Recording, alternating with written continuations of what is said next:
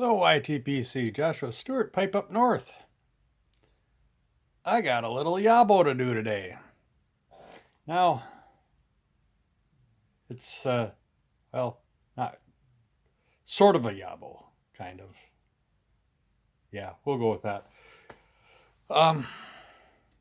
The stuff that I bought with my gift card from Josh Gentry Vintage showed up today.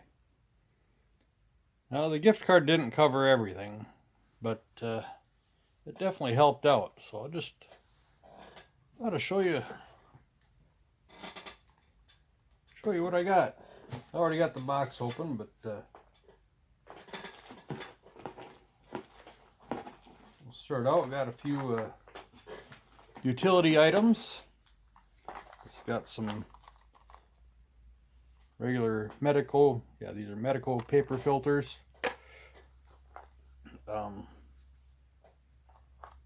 These, I believe they're charcoal filters. Yeah. Which I've never used charcoal filters before, so I'm kind of interested to see how they actually work out. And I've heard a few guys recently talking about that they like the meerschaum filters. So I got a box of meerschaum filters too. We'll try them out, see how they work for me. And who knows, maybe someday I'll go to no filters at all yet, but for now I just like, it seems like filters just help cool it down a little bit for me. So, alright, moving on. Now, I didn't get any pipes. Oh, where did it go? I had one other thing here too. Oh yeah, got some softy bits.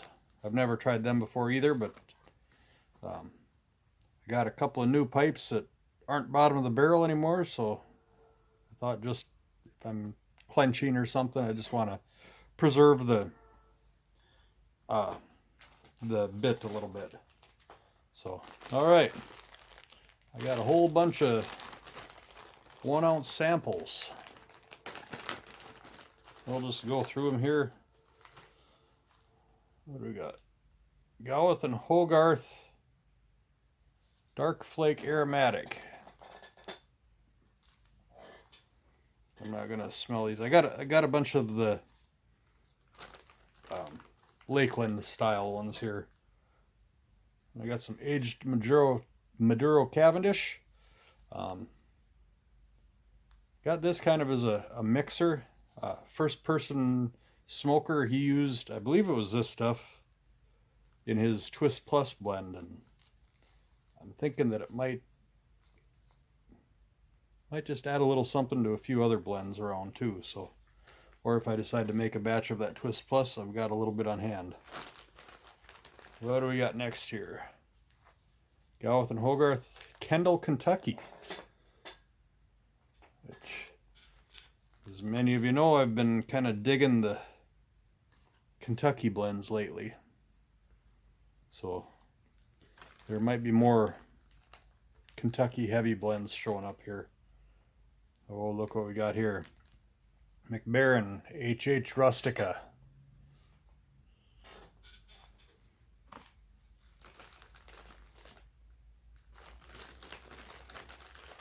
Getting down there now.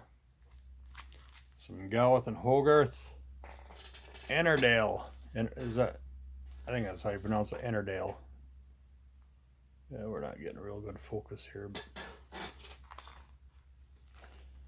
And Gowith and Hogarth Dark Plug. See, a lot of these are kind of heavy in the Kentucky, but I've been digging the Kentucky, so. Which I already said that, but don't matter because I am. And we got an aromatic here too. Sutliff Z88 Maple Walnut. Now, part of the reason that I got that was because of the next one I'm going to pull out here. Out of my little box of tricks. I got some Cobblestone Indulge Maple Walnut Pie. I've been hearing a lot of good things about this stuff. So that's my thought, is I'm going to compare this to this, and if I like it, and if they're almost the same, like what are some of them? The creme brulee and molto dolce are pretty close to my taste anyway. And so if I like this and this is the same, it's about a third the price per ounce. So we'll see. Although maybe the walnut isn't going to work with me, or the maple, who knows. So we got that. I'm actually going to probably try this a little bit tonight. Then getting into the Kentuckies, got some GLPs, Temple Bar. Now, I've actually, I think this order is the first of the GLPs blends that I've actually ever had. I've had a few of the Cornell and Deal that are in the same size tin, but this is the first of the GLPs stuff. And the last one here, one more GLPs, Jackknife Plug. Like I say, the gift card that I got from Josh at Gentry Vintage didn't quite cover all this. And when I first got it, ooh, shopping spree. Before I knew it, I had about $400 in my cart, and it's like, no, you gotta back off from there. So this is what I ended up getting, that didn't cost a ridiculous amount of money out of pocket, but got some good stuff here to try. Well, yeah. So anyway, I think I'm gonna pause you here for a minute, and I'm gonna light up that maple walnut pie. So hold tight. All right. Got the maple walnut pie, or the walnut maple pie. Got it packed in. Just have a cob here that I've got dedicated to maple type blends. So I've had a few autumn evenings through this one, and in fact, I don't think I've smoked this one since last fall. So, and it's not even a Missouri Meerschaum cob, so it's a bottom of the barrel one, but I'm getting enough pipes here now of briar pipes that I'll be able to pick one that I can dedicate to maple blends here. But we'll see what this is like.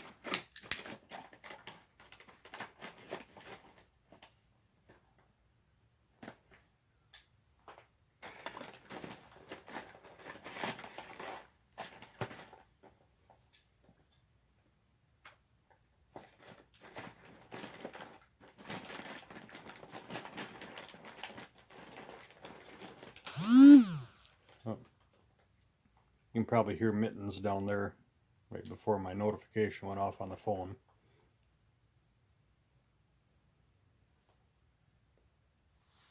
He was playing with some of the paper packing that came with the box. So.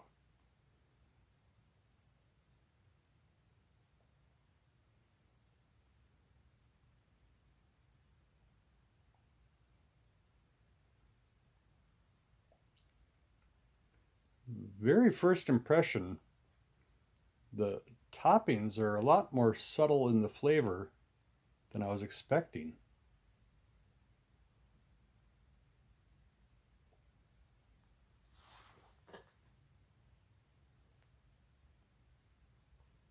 Which isn't necessarily a bad thing.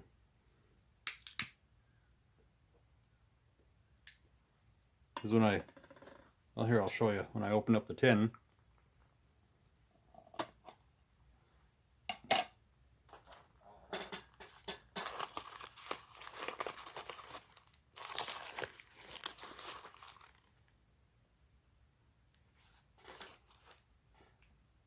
that topping had seeped through quite a bit, and that piece of paper on top was feeling pretty wet. So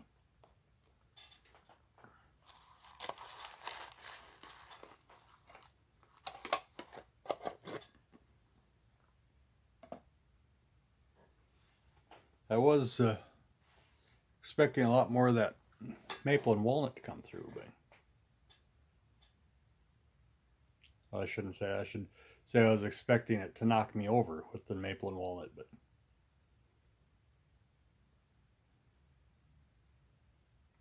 it's actually about right.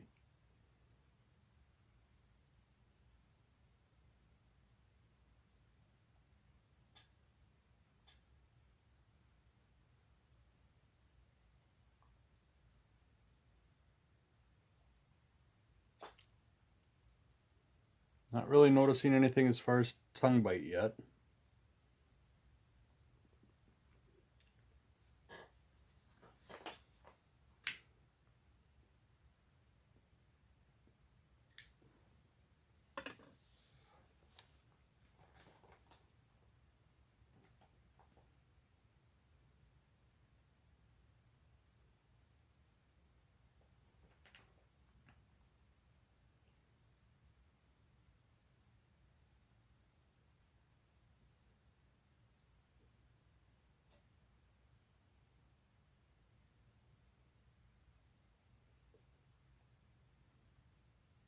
Well, now that I got it lit here and got a few initial impressions,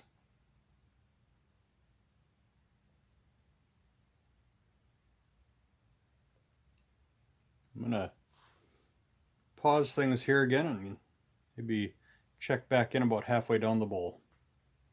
Catch you in a bit.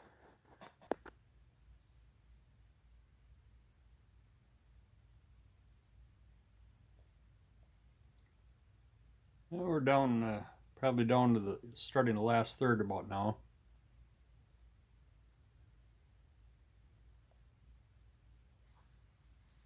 I gotta say, it's been staying pretty consistent the whole way.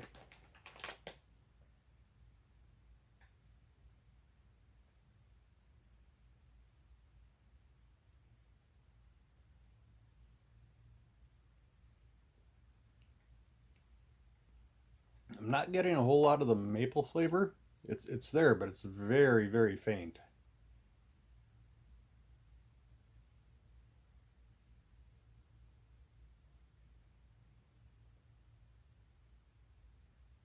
Like I say, considering how heavily topped it seemed like it was in the tin, the the maple and walnut flavors aren't, knocking you on your butt or anything.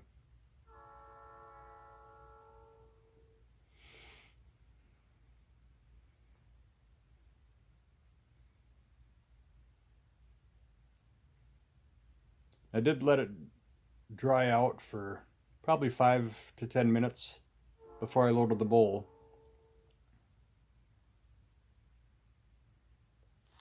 Which is probably about right. Because it's staying lit pretty well. I've had to relight it a few times, but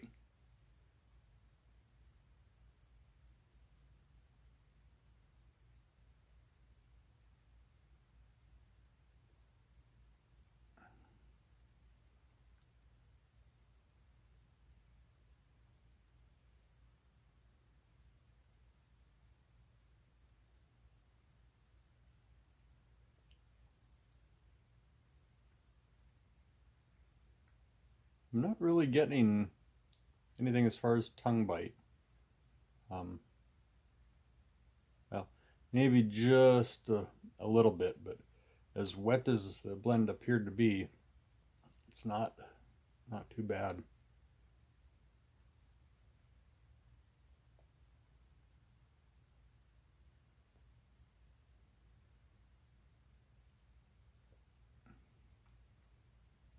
But sometimes I notice not until after I'm done with the pipe whether it was actually biting me or not.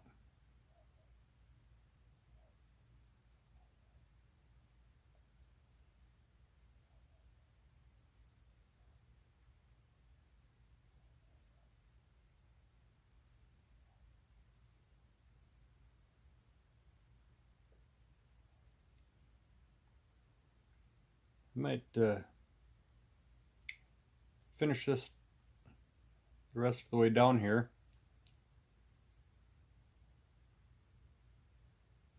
I'm going to step out for about 5 minutes and see what the room note is like. I'm betting it's pretty pleasant.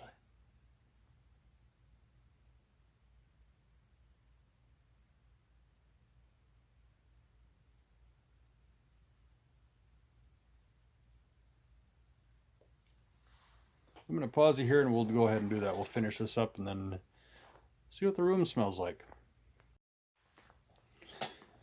Well, got my first bowl through of the Cobblestone Indulge Walnut Maple Pie.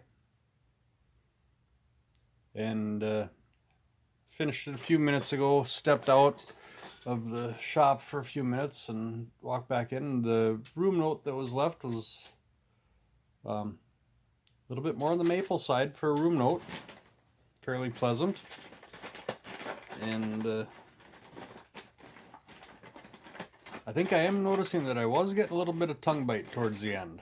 And then the flavor right at the very end seemed to dissipate, but if you gotta throw away a little bit at the end of the bowl to enjoy the other 3/4 of it a little bit more, that's probably what you gotta do. And that might be part of the tongue bite feeling that I got right now. I got just a little bit of a, I don't know, might be more of a burn than a bite, just because I was maybe puffing just a little too hard at the end there, but overall pretty decent stuff. So I'm gonna have to find a briar to dedicate to the maple blends, and I'll probably do this stuff and then that maple walnut generic or Sutliff stuff, and have to compare, see if there's any difference between them. And then of course the autumn evening, and I think I've got some other maple blends around here too. But so anyway, that's my YABO and initial impressions of the Cobblestone Walnut Maple Pie. So, Joshua Stewart, Pipe Up North. Have a good day.